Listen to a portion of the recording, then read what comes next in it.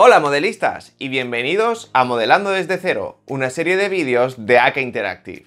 En el vídeo de hoy os enseñaremos algunas técnicas nunca antes vistas en cámara, así que no os lo perdáis, ya que estaremos trabajando en las orugas y en el chasis de nuestro Sherman. Así que, sin más dilación, ¡vamos a ello! Ya estamos en el estudio y como dijimos anteriormente, en el vídeo de hoy vamos a trabajar las orugas de nuestro tanque. Las orugas suelen ser una de las partes más difíciles de trabajar, en primer lugar debido al material con el que están hechas. Este plástico flexible hace que cueste mucho lograr una adherencia adecuada con la pintura. Y en segundo lugar, es un poco complicado darle una consistencia y una apariencia que sea totalmente realista, ya que son unas piezas que por su naturaleza tienen muchísima fricción y están sometidas a muchísimo desgaste. Antes de trabajar con estas piezas es muy recomendable que las lavemos con agua tibia y jabón. Así eliminaremos toda la grasa y toda la suciedad que pueda quedar en ellos y lograremos mejorar un poco la adherencia. También será conveniente retirar todos los excesos de plástico y rebabas que puedan quedar en ellas. En este caso, utilizaré unas tenazas.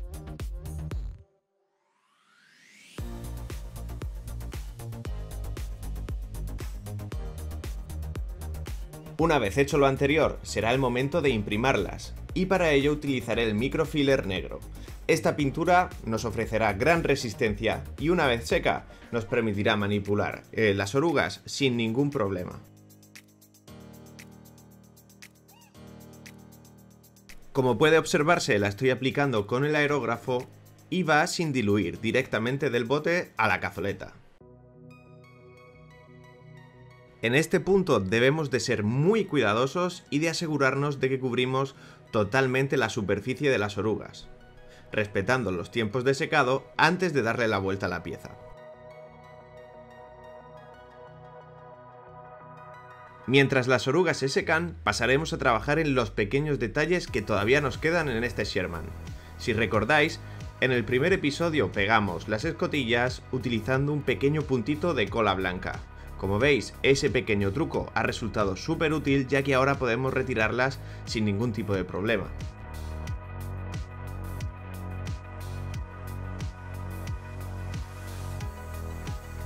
Tras retirar con cuidado todas las escotillas, será el momento de buscar sus periscopios. Una buena forma de asegurarse de que encajan correctamente es probarlos antes de aplicar el pegamento. Y tras asegurarnos de que encaja correctamente, pintaremos la parte posterior del periscopio utilizando negro acrílico de tercera generación. Es importante pintarlo antes de poder situarlo en su sitio, ya que así evitaremos poder manchar alguna parte que ya hayamos terminado y estropear el resultado que hemos tenido con el chipping. A la hora de aplicar cianoacrilato, es una buena idea situar un poquito de este pegamento en alguna superficie, como por ejemplo este tapón de corcho. Y tras encajar la pieza en su lugar, nos ayudaremos de un palillo de madera para depositar unas pequeñas gotitas en la zona de unión.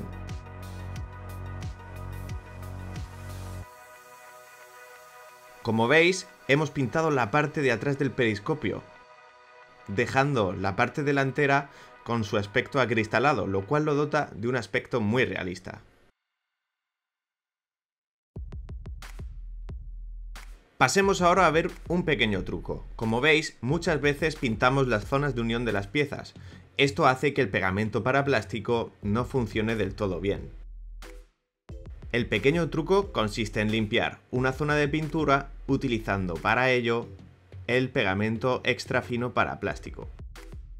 Como veis, este pegamento ataca la pintura, así que utilizando el pequeño pincel que trae el bote y quizá uno que sea sintético para no destrozarlo, podemos limpiar la zona de unión y asegurarnos de que este pegamento va a tener la máxima eficacia.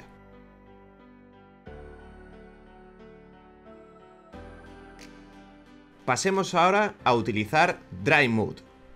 Con ello comenzaremos a trabajar en los bajos. Si os estáis preguntando por el orden de aplicación de los diferentes tonos de barro, pensad que el barro seco es aquel que ha estado más tiempo en contacto con el tanque, así que es más razonable que sea el que está en contacto directo con el propio casco del tanque. Además, a diferencia del barro seco, el barro húmedo suele tener una tonalidad mucho más clara. Como veis, estoy aplicando este producto con la ayuda de un pincel sintético. Y lo voy aplicando por la barcaza del tanque intentando no repetir un patrón. Una vez hecho esto y con la ayuda del aerógrafo, hago unas pequeñas salpicaduras. Y me aprovecho de que el producto todavía está húmedo para moldearlo con el aire del propio aerógrafo. Eso crea un efecto totalmente aleatorio y hace que el barro se desparrame por toda la superficie, creando un efecto muchísimo más realista que simplemente aplicarlo con el pincel. Si en alguna zona no estamos contentos con el resultado, podemos aprovechar que la pintura todavía está húmeda para retirarla con un pincel limpio y húmedo.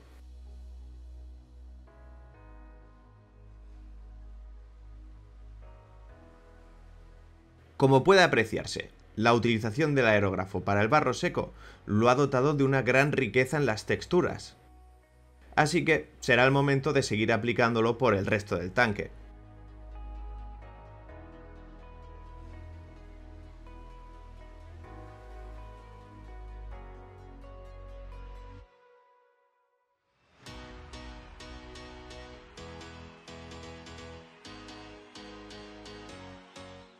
A continuación repetiremos el proceso anterior utilizando en este caso Stirred Earth.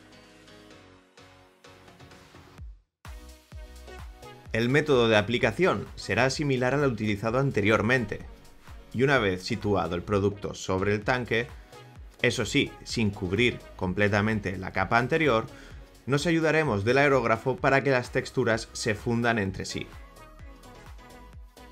Es importante realizar este paso mientras la pintura todavía está húmeda.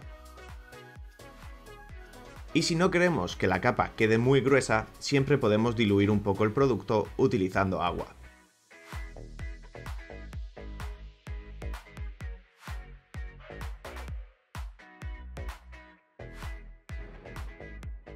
Os puede parecer que este proceso es muy largo y engorroso, pero no os preocupéis porque en poco más de media hora podéis realizar todos los bajos de este tanque. Así que, con la ayuda de solo 2 productos, hemos logrado que nuestro tanque parezca que acaba de salir de uno de los famosos campos del bocage francés. Y no os preocupéis por forzar un poquito este efecto, ya que luego las orugas y las ruedas del tanque nos impedirán que se vea totalmente, así que mejor pasarse un poco y exagerarlo para que quede visible.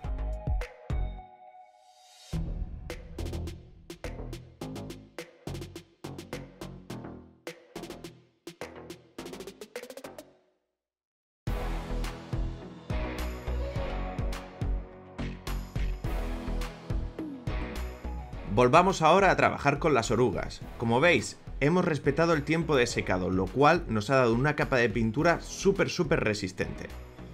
Y comenzaremos a pintarla aplicando Rubber Black. Como veis, este tono de pintura es un punto de partida excelente, ya que imita perfectamente el color de la goma.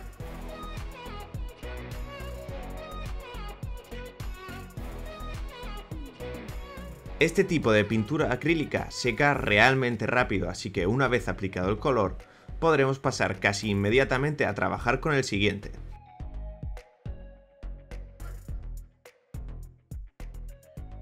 Así que ahora viene la parte difícil. Con Gunmetal, diluido aproximadamente a un 10% de agua y un 90% de pintura, comenzamos a pintar todas las partes metálicas de las orugas. Amigos, armaos de paciencia porque esto va a llevar un buen rato.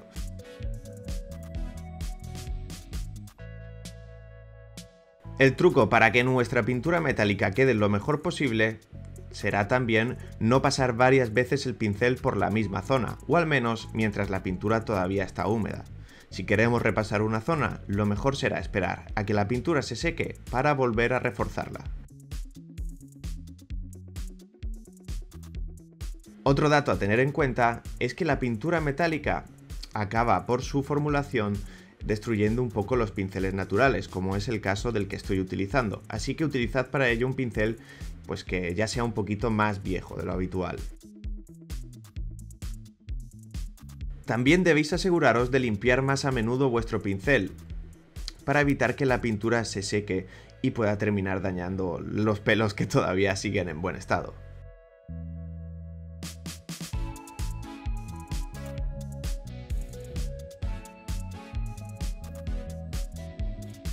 Tras la titánica tarea de pintar todas las partes metálicas una a una, crearemos un lavado negro para dar profundidad y ensombrecer este metal para que quede un poquito más realista.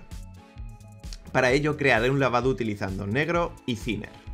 También podéis utilizar agua, pero en mi caso prefiero utilizar thinner ya que me parece que respeta mejor la formulación de la propia pintura y me deja trabajarlo con más facilidad. Como veis, vuelvo a utilizar el pincel anterior y voy aplicando este lavado por todas las partes metálicas.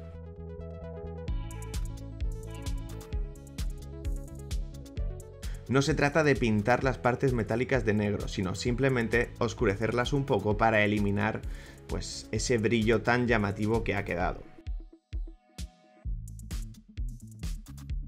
Si por algún casual echáis un exceso de pintura, no os preocupéis porque podéis retirarlo. Pasaremos ahora a los pigmentos líquidos, en este caso, óxido oscuro.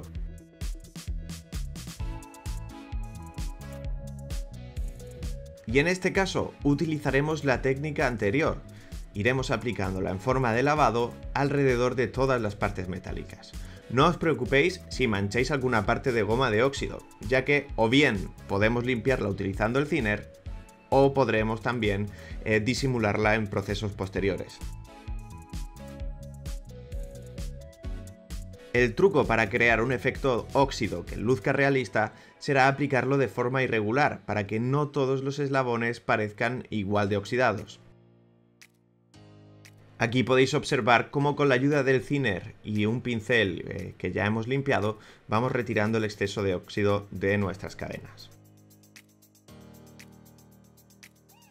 No os preocupéis porque es normal que el líquido tienda a manchar las zonas colindantes, ya que el thinner vuelve a activar los pigmentos y nos permite trabajarlos durante un periodo de tiempo muy prolongado. Aprovechando que estos pigmentos anteriores, que el óxido oscuro, sigue todavía fresco, haremos lo propio utilizando óxido claro, para que se funda con el color anterior y nos cree patrones irregulares de óxido. Como veis, en este caso he diluido mucho más el pigmento que en el caso anterior, ya que al ser un color brillante tampoco quiero que destaque en exceso. Un buen consejo será esperar a que esta primera capa de pigmento líquido se haya secado completamente para revisar nuestro trabajo y corregir posibles errores que hayamos podido tener. En este caso me parece que el patrón de óxido ha sido muy regular y vuelvo a aplicar unas pequeñas capas de óxido claro.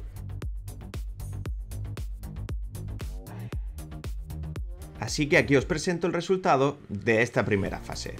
Decidme, ¿qué os parece?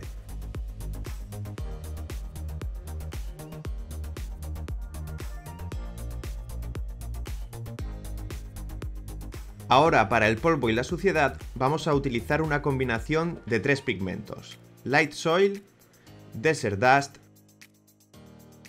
y Medium Earth.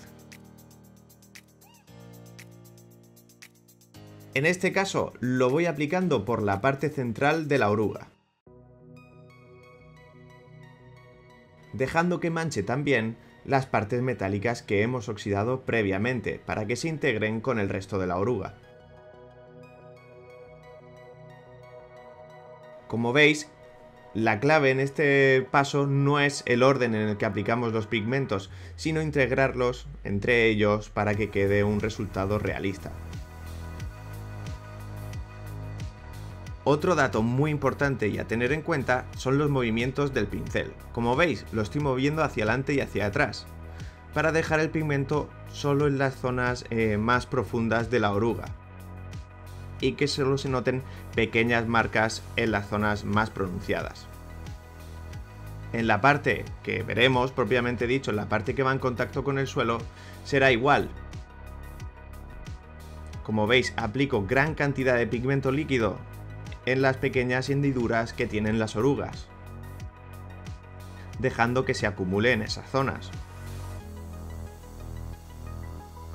Y después comienzo a eliminarlo con movimientos hacia adelante y hacia atrás del pincel para eliminar la mayor parte del pigmento en la zona que ha estado en contacto continuamente con el suelo.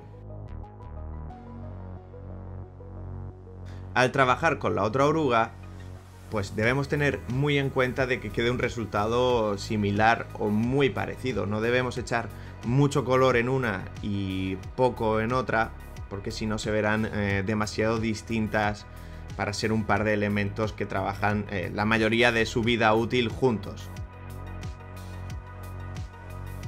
También me gustaría remarcaros pues lo poco que se ha manchado la superficie de pintura en comparación de lo que lo habría hecho si utilizásemos los pigmentos más tradicionales.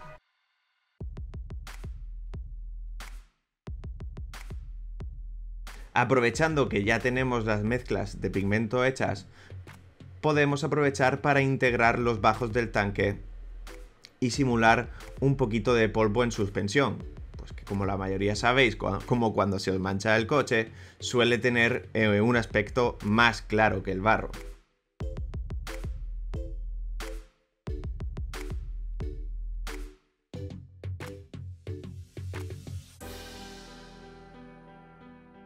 Y haremos lo propio en el tren de rodaje, intentando dejar lo más limpio posible las zonas de goma, que son las que tendrían en la realidad la mayor fricción y por tanto estarían, por decirlo de alguna forma, más limpias.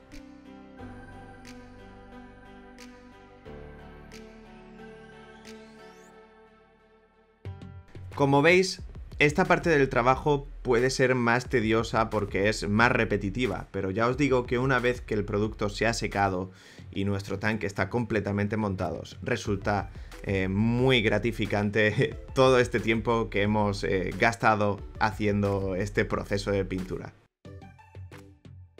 Así que si habéis llegado hasta aquí en vuestra propia maqueta, tomadlo con calma y ya veréis cómo el resultado merece la pena muchísimo.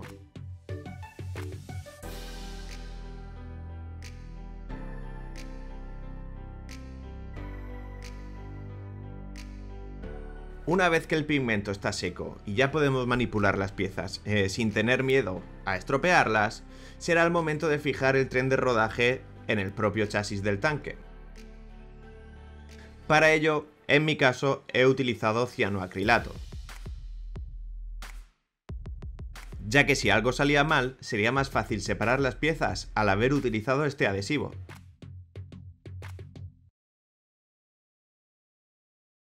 Aunque como todos sabéis, en contra de este adhesivo pues está que debemos trabajar con gran rapidez y sobre todo mucha precisión, ya que normalmente cuando entra en contacto con otra superficie muchas veces se seca casi al instante.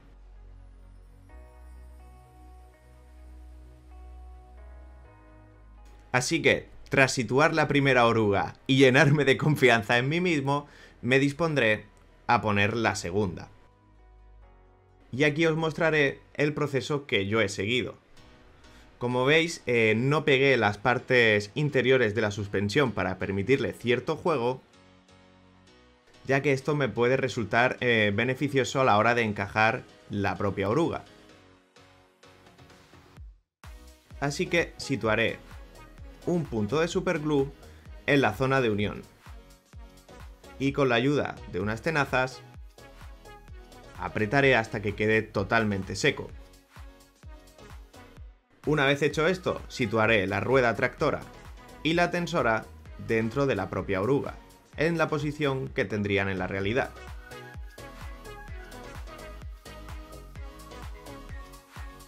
Tras esto, voy encajándola poco a poco y sin ejercer mucha presión en la zona que debe ocupar.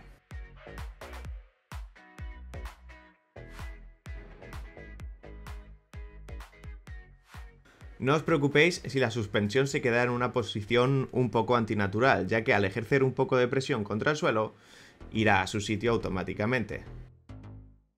Tras esto podemos añadir un poco de sensación de peso y gravedad uniendo las orugas con la zona superior de la suspensión. Esto creará algunas curvas que harán que parezca que la oruga realmente tiene peso.